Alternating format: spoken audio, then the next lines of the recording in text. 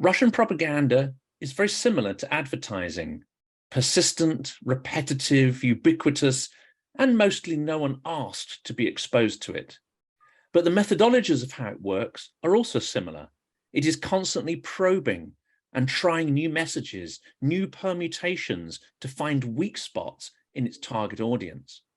But unlike advertising, which seeks to make you do something, buy a new product, a car, or a service, propaganda often is trying to compel you to do nothing, at least take no action in the real world.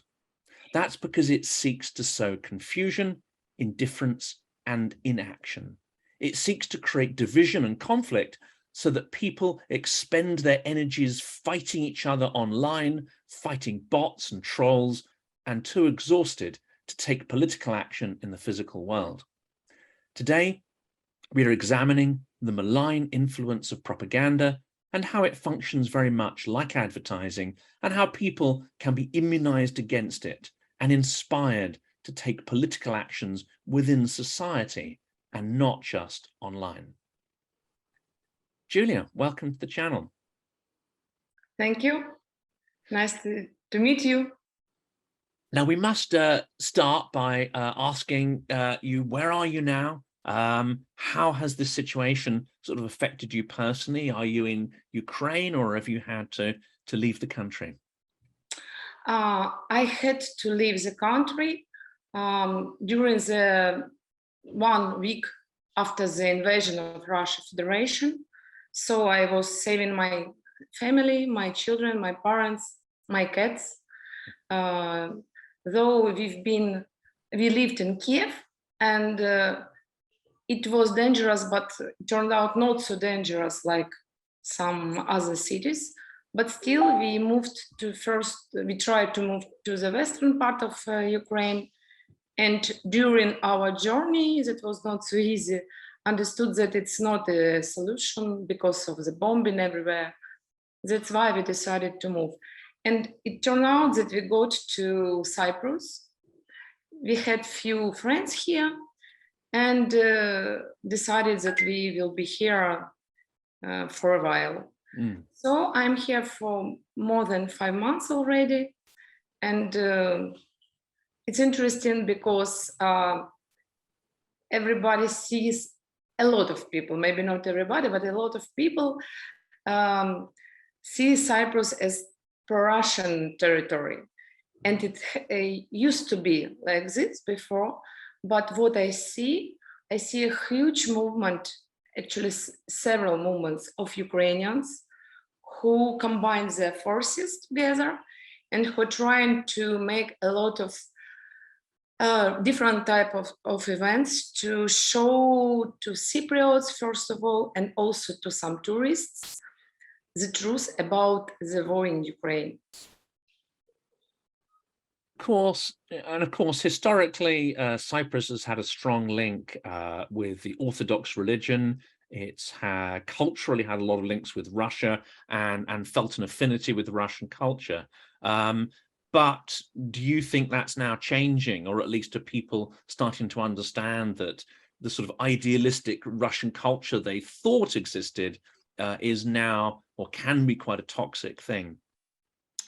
It's really, in the beginning, I heard a lot of time, how could you from the same religion be enemies? So you're Orthodox, Moscow people are Orthodox, so what's the problem? Because for Cypriots, there could be problem when you are Christian and another country is like Muslims, for example. Like, the conflict with Turkey. And we tried to explain them that, yes, it's the same religion, but it started not because of religious question. It started not because of some conflict between people. It started because one country decided that they have special right to decide for everyone in this world. And when I say like this, I think that it's not just about Ukraine, and we really positive that it's about any country. So Russia is trying to get the rights to be like, I don't know how to say in English, but it's the same philosophy as fascism had, that special rights bigger than any other country. So we tried a lot, we made a lot of meetings, we found the ways to speak with media, to get to television, to some newspapers, to digital sources, to show the truth. Everything that happened in our country, every crime of Russian Federation, Bucha, Irpin, Kramatorsk, Vinnytsia, all this, Mariupol. all these deaths, we tried to show them. And with Mariupol, it was maybe, no, it's really disgusting what happened in Mariupol, but it helped us to understand, to make it more reasonable for Cypriots, because in Mariupol there are a lot of historical Greeks living there. Mm-hmm. Some of them have been running, some of their relatives died, and we asked a lot of these Mariupol Greeks to announce what they survived, to make some TV shows, to some interviews, and I think little by little Cypriots understood. Also, we spoke a lot about what they survived in 1974, when Turkish just invaded 1/3 of the island. It is as it is now. So this territory is not developing as the Cyprus. And I think that it helped us a lot. Of course, besides their long-term cooperation with Russians, there is a big amount of Russian money in the country. Huge, yeah, even more now than before. Yeah, and a lot of people were afraid that after COVID restrictions, when Cyprus suffered because of the tourism lack, there would be something worse for them. But nothing happened, actually. Cyprus is a very popular destination now. There are a lot of tourists from around the world. There are a lot of people coming from Israel, from Germany, for buying houses. So somehow they understood that there could be money even without Russian. And if you deal with Russian, there is this toxic, consequences there could be. But of course, not everybody is so conscious. And of course, I mean, to continue, because just before we started recording, we were talking about the change in demographics of Russians in Cyprus. And of course, previously, Cyprus would have been dependent on the money of super rich Russians, those with yachts, oligarchs, and so on. Lots of money, but it's a small number of individuals. Now, however, middle-class Russians in banking, technology, marketing, these people have fled or are fleeing Russia. They're getting out any way they can. And for those that come via Finland or Armenia or Georgia, they tend not to stay in those places. They tend to, their destination, their end destination is other parts of Western Europe, but especially Cyprus. So I imagine the Russian population has grown, but now it's much more educated, middle-class Russians, less money, but perhaps a slightly better type of person. Yes, and that Cyprus, maybe a couple of years ago, especially with COVID, they decided to a little bit reaching their strategies. So they wanted to make this like a technology hub here on the island. They were open for people from IT industry. They were making easier some taxation, etc. So now, yes, we see that there are some companies from Russia who managed to bring almost all their people here, but these are not the Russians who are going to the streets against Ukraine or supporting the war. Of course, we understand there could be some like different opinions. We cannot measure just by target segments. But still, there are more brains coming, less TV viewers, and we understand that TV was one of the main rooper of Russian propaganda, but not only TV. Because if it was just TV, we wouldn't have a young population supporting Russian politics. But even this young population in Russian Federation, there are a lot of people who are supporting the war. So internet is also a very huge weapon, but still, it's more about education. It's more about people who used to work with European and American companies before. Because when you work with not this type of client, you are like educating another ways, another, I would say, culture, how to behave, how to build your future. And I suppose that people who came here are the ones who do not want to deal with Russia as it is today. And of course, one of the big propaganda lines is that Russophobia is driving everything. That's the reason why the West is resisting Russia and Ukraine. It's Russophobia. It's nothing to do with their aggression. And the kinds of people you're talking about who've worked with Western companies, who've had colleagues and clients in the West, they'll be able to understand that the idea of Russophobia is exaggerated, is more of a propaganda line than a real thing. Yeah, I absolutely agree with you, because it's something that Russia created, like Russia propagandists created to influence the Western countries. And as well as like you will be dependent on the gas, that you won't survive, that the economies will be down. So it's something they try to use.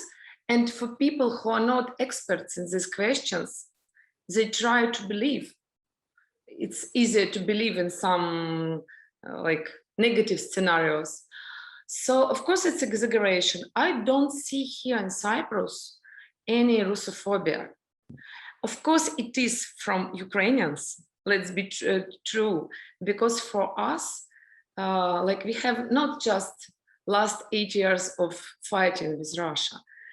We've been for more than 300 years under Moscow, how to say? Under their control to an extent, Yeah, their influence. control, with different types of control, but still Ukraine was trying to get independent more than like last 30 years. So for us, what happened with the war, and what I think that what mostly influenced all Ukrainians, it's not the war itself. It is that more like tens of millions Russians are supporting it. So of course there is Putin, crazy, sick, a lot of epithets we can like use. And he's like closest people to him because they are all afraid and they are all like with dirty money. But tens of millions Russian are supporting it. And a lot of them have relatives in Ukraine. So of course, for Ukrainians, your brother, your uncle, someone who is supporting it, we try to find some like cause, how it happened, what happened to these people, what is in their heads, because it's not normal. That's a big difference. I mean, you just mentioned that Greeks or people with Greek descent in Mariupol are able to communicate with their relatives in Greece. And in Greece, they're not completely surrounded in this propaganda bubble. So they are able to believe, they are able to convince their relatives. It's a very different story, isn't it? If you're calling your brother, your cousin, your grandfather, whoever in Russia, you could be in the war zone, you could be under bombardment. They wouldn't believe you.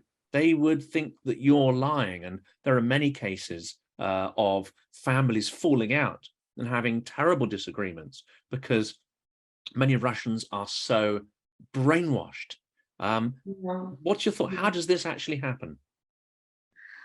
It's interesting. I really, my personal hope that after the war is finished, the best psychologist of the world would sit and would try to understand this phenomenon, because it is continuing, it is repeating after almost 100 years of fascism in Germany, when normal people who lived their lives, okay, they could have their cultural peculiarities, but still we suppose that we are humanity are going more civilized, and once they became brainwashed. And of course, in Germany, it took, I've been speaking to historians who are experts in this area, and we know the war ended in 1945, and already by the 1950s, Germany was very prosperous already. However, when you speak to experts, they say that it took 3 decades for Nazi attitudes to basically die out, not by re-education, that only works on the younger generation, but actually for that older generation to literally die and for those ideas to die with them.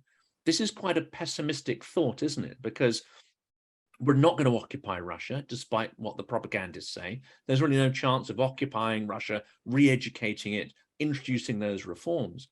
How can we reverse that brainwashing in Russia? And if it takes decades, how's that going to be possible?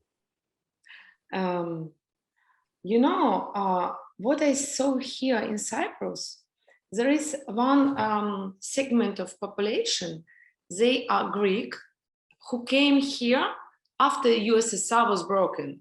So they call them Ponty Greeks.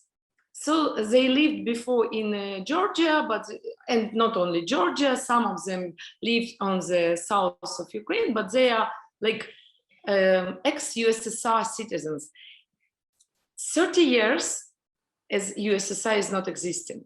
These people are living in Europe. If I can compare, for example, Cyprus and Greece, and I would say that Cyprus has higher level of living for anybody. So there is no poor people at all. Of course, there are rich people, and a lot of them are from Cypriots, of course. And these Ponty Greeks often working for these rich people, but still they have really good level of living, and they living in Europe for more than 30 years still remember USSR. They still tell us, because you can meet them and they speak Russian, and they tell us all the words that Russian Federation used for their people, that USA was going to put NATO stations, that it was a danger for Russia, that the Soviet Union was a dream country, and we would love to live this way, and that Europe is not a good place, that Cyprus is not a good place, that we believe that Europe as a union will collapse one day. Morally degenerate. And, can you believe people who are getting all the benefits of the rich country, of European country? Because Cyprus, it's a little bit special country. It's not classical European. It's a little bit like on the road cross, but still by the laws, by their attitude to the war, they are European. So these people are living here, and they still, and how do you think, what they watch in the evenings at their homes? They are watching Russian channels. So state TV, Russian state TV. Yeah. No, I am pretty sure it's not just TV, because here in Cyprus, Russian Federation tried to implement a lot of agents. They tried to even organize a party to go to parliament. But Cypriots, who in general are very open-minded and very friendly to Russians, they just somehow understood that it's a danger. It was a couple of years ago and blocked this party. But besides that, they were printing some independent newspapers. It was named Russian, how to translate, kind of Russian surrounding, something like this. No, the name is the same as you are, for example, in St. Petersburg district, living there, and you have this special St. Petersburg district, something like this, the same like name. Sreda or Rayon. Yeah, they have their own media here. Yeah. They were building very close relationship with Cypriot media, and some of the journalists were really like showing their attitude. So this influence of media, it has such a huge potential. So even people who are, for me, it's so unlogical. You are living, if this European Union is broken, you lose everything you have. But they really wanted it.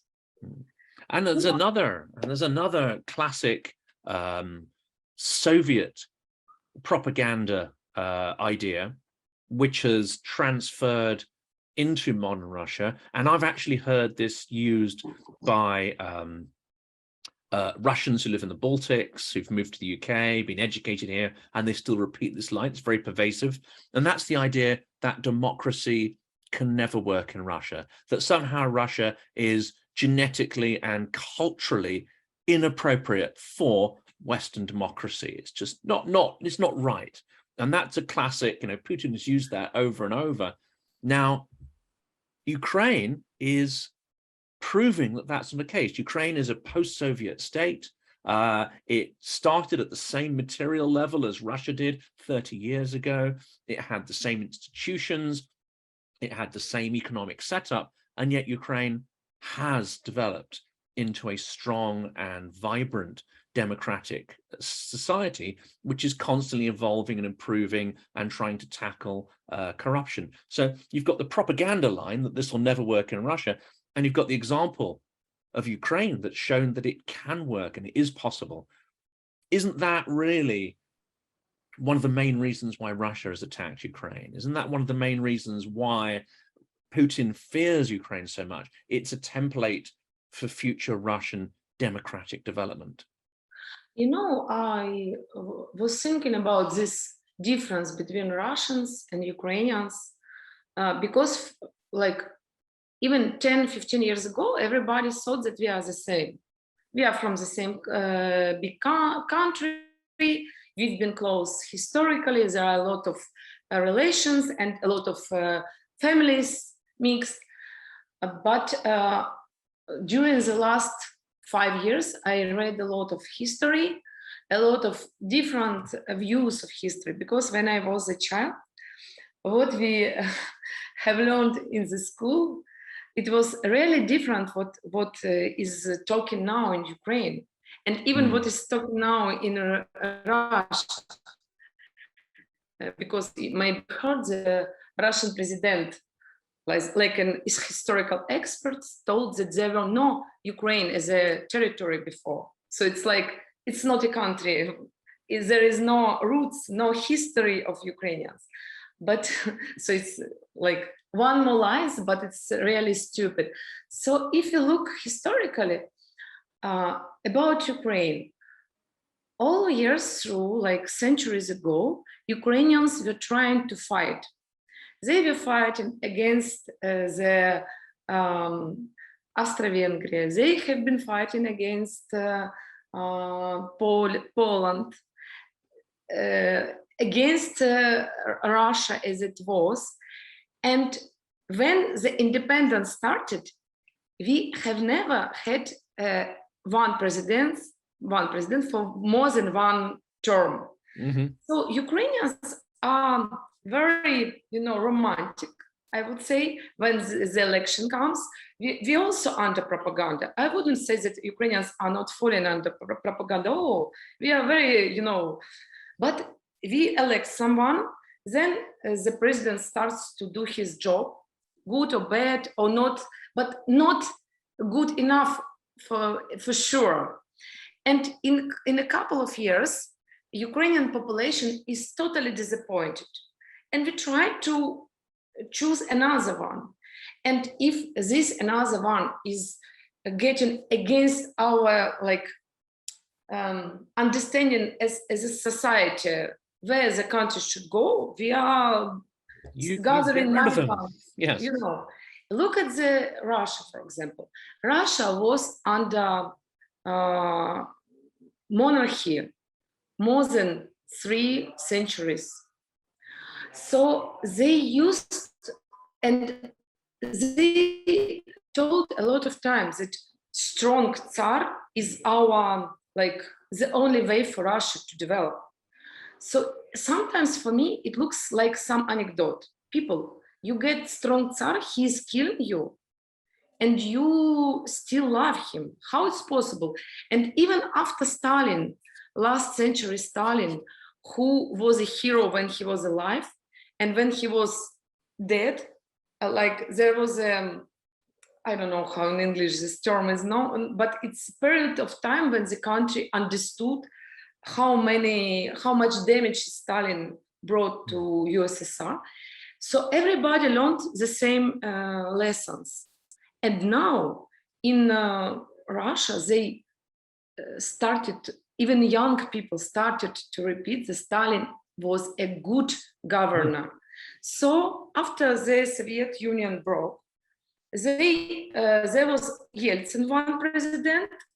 He tried to make some democracy. Of course, the society was very, a lot of corruption. It was everywhere in ex-Soviet Union. And then Putin appeared, and they never even thought to change Putin. So the majority of population ate these stories that Russia needs strong hand. They closed their eyes, seeing how enormously rich, enormously wealthy Putin and his surrounding became. So for me, I personally also think that we are two different, not just culture, two different type of thinking, two different, toward how we want to build our future. Is it true to say as well also that Ukrainians are political? They take an interest, they are active, they're self-organizing. That's a phrase I've heard used a lot. Self-organizing, sometimes chaotic, sometimes, it can all go wrong, but there is this constant pressure to change, to challenge, to get involved.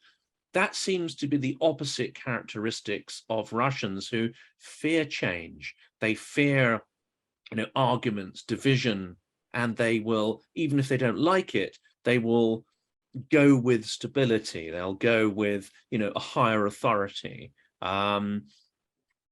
It is absolutely true. And we've been like this before, but mostly we developed it during the last 10 years. So if you could have a look at the research, for example, 10 years ago, how Ukrainians felt towards Europe, how they felt towards their nationality, towards the language, it would be some moderate figures, like 50-50. But Ukrainians learned that the happiness is in their hands, I would say. Because when in 2013, first, Yanukovych, our fourth president, decided to play with Putin together and to go away from Europe, and people were not agree with him. There were millions of people who came to Maidan. Then the war started, and we as a country, we were totally unprepared. So nothing was prepared, no weapon, no soldiers, nothing. And what we did, we really united our forces as people.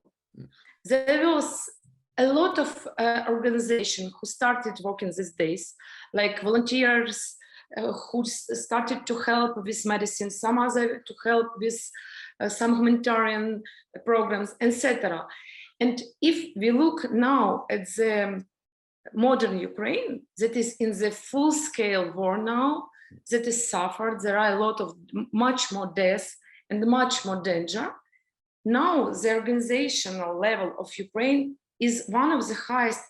I couldn't say in the world.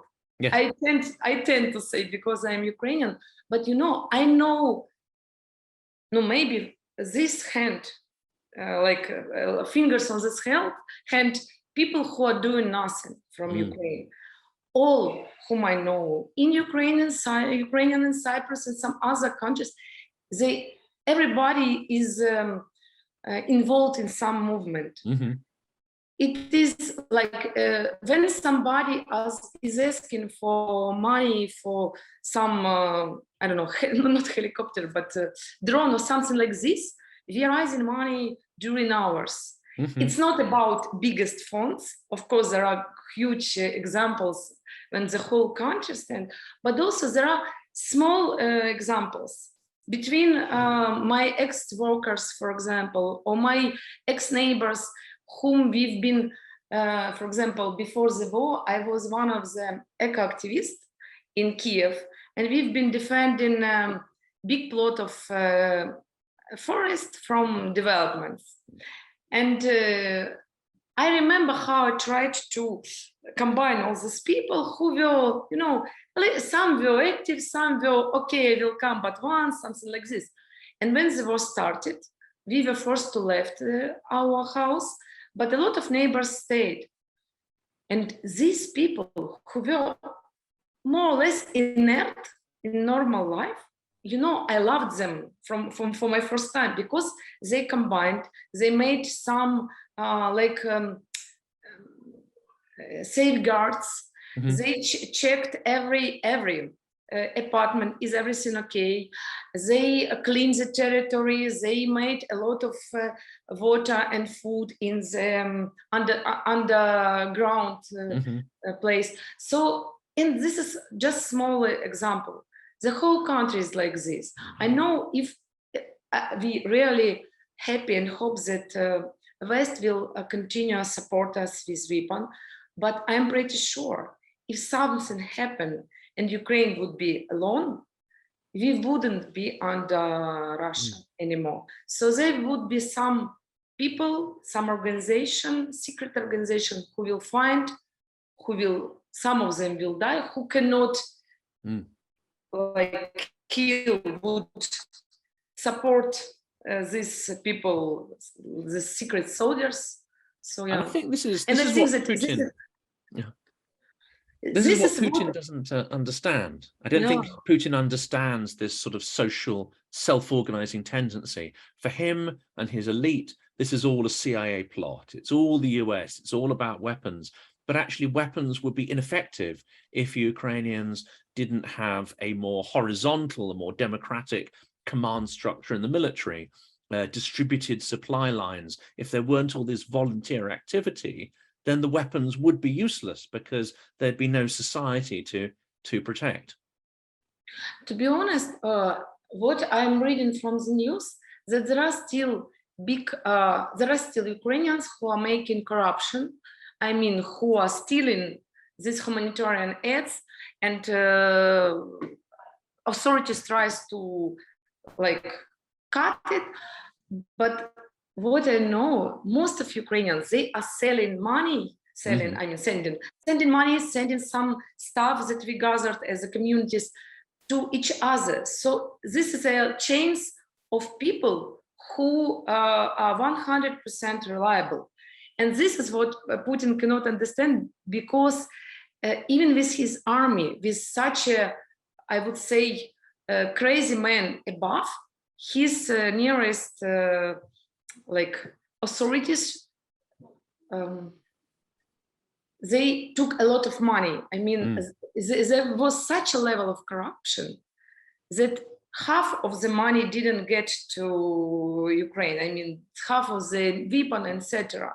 Yeah. And actually, that is what, like, my most disappointment in Russians was when in the first days of the war, when I was on the wheels trying to get my family from Kiev first, and some of my friends were in the shelters.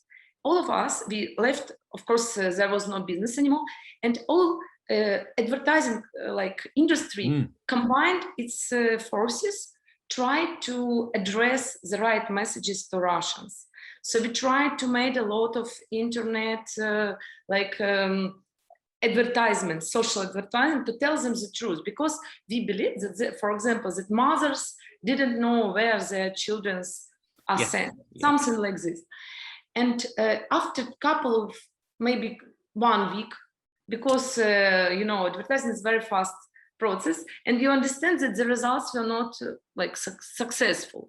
So I addressed to some of Russians whom I met before on big conferences, like big international conferences, that were really brilliant minds, were very successful in Russia. They had like high record among international advertising society. I asked them for help. I told them, somehow we cannot understand your population. We are not targeting good. Our messages are not the right one. Please help us. You are strategists. You are very technologically ahead. Help us. And I did it through Facebook. Nobody answered me directly. One lady wrote me in private that she would love to help, but it's not so easy. Let's you first record like a video for Russians, for this type of Russians, to say them thank you for your help, something like this. And also in a while, one man wrote me back that, I'm here now in Moscow, I need to take my family from here. I'm really busy with this. And after 2 weeks, he came back. So I'm ready to help. What do you need? In this time, there were a lot, like thousands of killed people in Ukraine. My friends were in shelters. And I told him, you can do your work. You can try to settle your family. I do not need your help because we did everything while we were settling. So for them,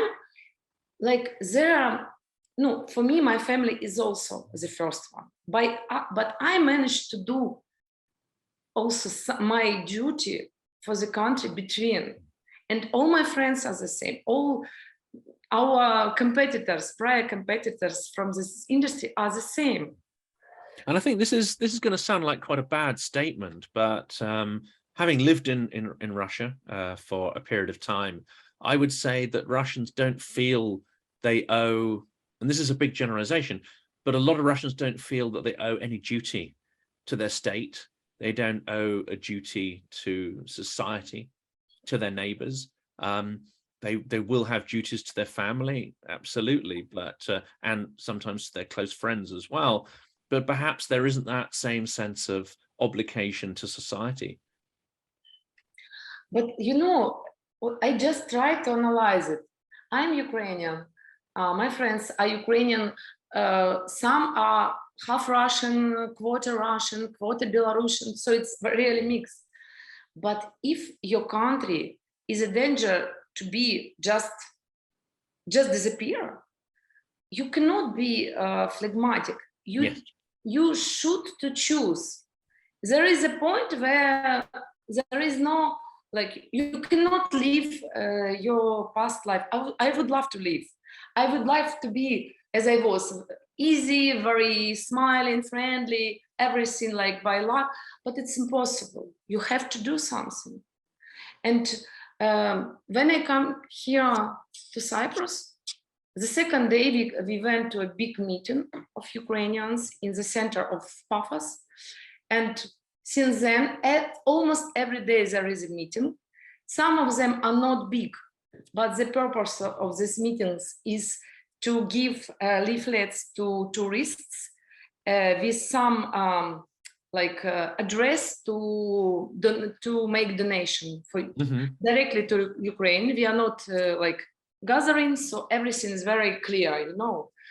And also there are a lot of big meetings that we did when some big events, big crimes happened. So we tried to tell this in to Cypriots. And the last time, what we noticed that Cypriots started, and some tourists as well, started to be a little bit tired of the topic. Of course, there is a war, but maybe I heard some opinion that it's Zelensky who is guilty as well as Putin, because he didn't make negotiation. And I'm the one who didn't vote for Zelensky. None, people from my family, nobody voted for him. It's not our type of president. But the war started. While he's making good solutions, while he's making good relationship with the Western countries, it's our president. And I told him, try to negotiate with Putin. Find me a person who can do it. So, you know, that, and I think that this is one of new Russian propaganda. They're trying to say that it's not just Putin. Putin was afraid, nobody heard him. And that's why he started this war. And Zelensky is Well, this is a classic Soviet technique. I mean, it's called whataboutism, and the Soviet Union pioneered this. It's probably the least intelligent, the least sophisticated propaganda methodology. But as you say, it's effective, unfortunately, and it's still widely in use by the left and the right in social media and media discourse. And it's incredibly toxic. And, you know, you have to tackle each propaganda narrative one by one with an array of facts to try and argue against it. It's a very blunt form of propaganda, but unfortunately it works because the person who is deploying it doesn't need to have any arguments. They're like, just, well, what about this? You know, the West, what about Iraq? What about Syria? You know, how can you blame Russia when you've done all these bad things? Well, two wrongs don't make a right in the English phrase. You know, they also tries to remind me about USA. All the time, when the speech like this is started by Cypriots, they tells me that you have a friend of USA. Don't be fooled. They are not a friends to anyone. So they will use you. They are guilty as well. And it's classical Russian propaganda as well. But what I used to answer, I tells usually that I cannot tell you about USA. It's what they have in mind, but it's Russia who invaded Ukraine. It's Russia who is killing, and not just soldiers. They are bombing peaceful cities. So most of killed people in Ukraine now, it's civilians. And when I say like this, people usually and especially when I name Mariupol, somehow they get back to normal. So all these phrases, all these accusations by Russia propaganda, they really works. But we can tell something to try to change their mind, to try to find right words for everyone. That was going to be my last question, really. And because you have this understanding of Ukraine's situation, its culture, and obviously the years since independence, you've been observing that closely. And now, of course, you're living on the outside. You're in Cyprus, you're in Europe, you're seeing local media, local attitudes. Can you detect the influence of Russian propaganda narratives in the media in the West? I can detect them, and unfortunately, sometimes I can detect them even in Ukrainian media. I will give you a small piece of example. Here in Cyprus, during the last almost 6 and a little bit more months, there is a huge movement of Ukrainians who are making these meetings all around the island. These meetings usually are peaceful, because of course we are having like big posters that, for example, Russia is terrorist, something like this, but we are switching on good music. We are very beautifully dressed, in some of us in national dresses, so we look, you know, not aggressive. And the music is Ukrainian, it's not aggressive. There is actually no music in Ukraine. I just understood it, like historically. And sometimes, besides this stuff, we also do a lot of festivals. The last festivals was close to Ukraine Independence Day. They were held in several cities, in Limassol, Pafos, Ayia. So it was like big celebration for people. And we, everybody, I was doing it in Pafos. So I organized this big festival in Pafos. There were more than 1,000 people who attended. We had huge concert with beautiful music, with some food, with some beautiful stuff to be sold, and the donation were held for humanitarian aids. So it was really beautiful. So we tried to be very, very, and besides, we also did a lot of cleaning up meetings to clean the territory of Cyprus. So we try to say with gratitude to Cypriots. We try to show all this, our gratitude, that Ukrainians are normally very open-minded, cheerful, and friendly nation.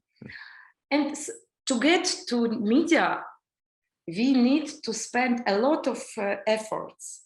So I have like a list of media we try to cooperate. Every time we try to invite them, so etc. Russians can sometimes, and the last time was maybe in August, so they do it like approximately once a month. There is a gathering of 20, 30 people, just in comparison to 100 or more Ukrainians, who are held in their tricolor, their flags, and trying to sing their hymn from the papers. They do not know it. And after these gatherings, the news about Russian who are trying to protect, for example, children of Donbass, is spread around the world.